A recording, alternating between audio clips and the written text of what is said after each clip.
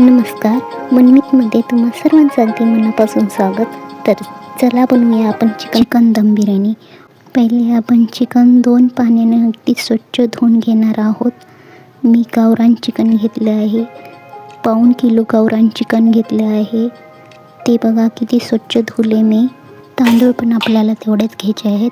हे बघा, लाल मिरची पावडर, धने जिरे पावडर आणि हळद, मीठ, मिरची, काळा मसाला, चिकन बिर्याणी मसाला पण घेतला आहे मी इथं. दही पण टाकलं आहे, तेल.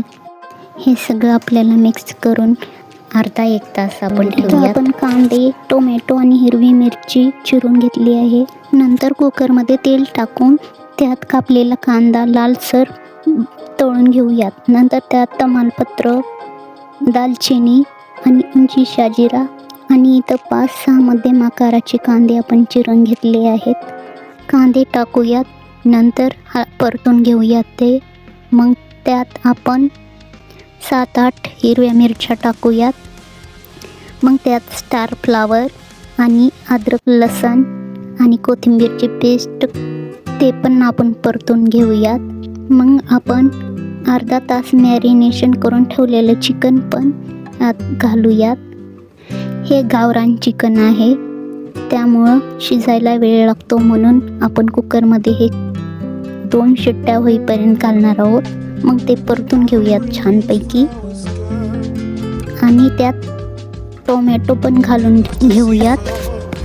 ते व्यवस्थित हलवूयात. थोडंसं पाणी टाकूयात गरम केलेलं आणि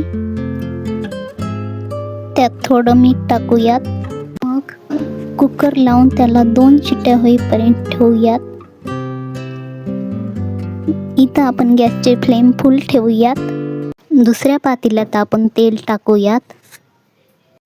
मग तेल गरम झाल्यानंतर आपण शिजलेलं चिकन टाकूयात आणि 70-80% शिजलेला आपला भात आहे तो चिकनवर टाकूयात आणि तो नीट पसरवून घेऊयात. नंतर चिकनचा थर असं करत करत आपल्याला एक चिकनचा थर, एक भाताचा थर असं देत जायचं आहे आपल्याला. आणि गॅसची फ्लेम कमीच ठेवा. आपला भात थोडा कमी शिजलेला होता, म्हणून मी त्यात थोडी ग्रेव्ही पण टाकणार आहे.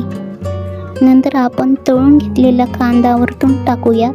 त्यात बारीक चिरलेली कोथिंबीर, पुदिना पण टाकूयात आणि लोखंडी तवा घेऊन त्यावर पातेलं ठेवूयात.